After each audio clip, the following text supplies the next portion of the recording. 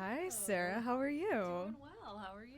Good. I hear you have some cool stuff to show us here today. I do. I'm excited to show you around. So one of the things I wanted to show you is this calendar that I picked up when I was living in Egypt at the end of 2010. I was there doing my dissertation field work, and I think this calendar is pretty cool for a couple reasons. One, it's all about Anwar Sadat, and so these are pages from the main Egyptian newspaper, Al Ahram, that sort of memorialize and capture Sadat and his life and his impact on Egypt.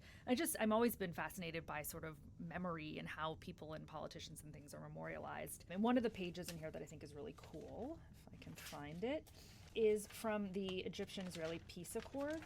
You have Jimmy Carter here overseeing the Camp David Accords, the culmination of the Camp David Accords, which was Egyptian-Israeli peace. This is really an important reminder of sort of where things stand today, with the Gaza conflict, with the normalization efforts that have been taking place over the past couple of years. It's really interesting to kind of go back and see how, first of all, the Egyptian public kind of captured this moment and how peace has been able to be maintained in really difficult circumstances. And the other reason I really like this calendar is because, so it's a 2011 calendar. I bought it in 2010. I happened to be in Egypt doing this research right as the Arab Spring was about to break out. And obviously I didn't plan that. I didn't know that was going to happen.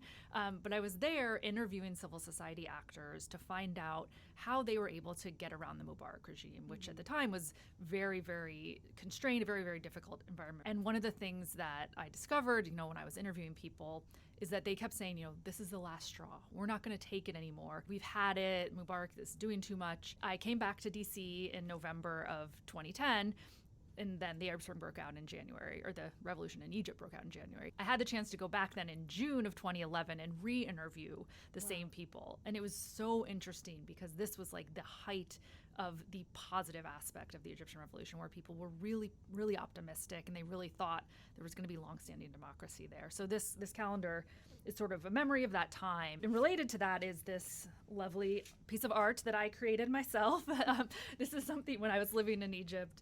I was obsessed with I thought the Arabic writing on these different soda cans was just beautiful. And so I kept them, I brought them all home and then cut them. And again, this is like paper clips from 2011. So they're very, very old. Maybe don't touch it too Yes, much. exactly. I don't want to get tetanus. It's interesting, again, to see this Diet Coke, Diet Coke is in Egypt and it's in the U.S. and we're not all that different, it turns out. Which is your favorite Egyptian soda? Probably the raspberry Fanta. I was really into all the different types of Fanta, because those are things we just can't get in the U.S. So that would be my recommendation, is the raspberry Fanta. So if any viewers are going to Egypt, get a raspberry Fanta. Sarah Yerkes recommends.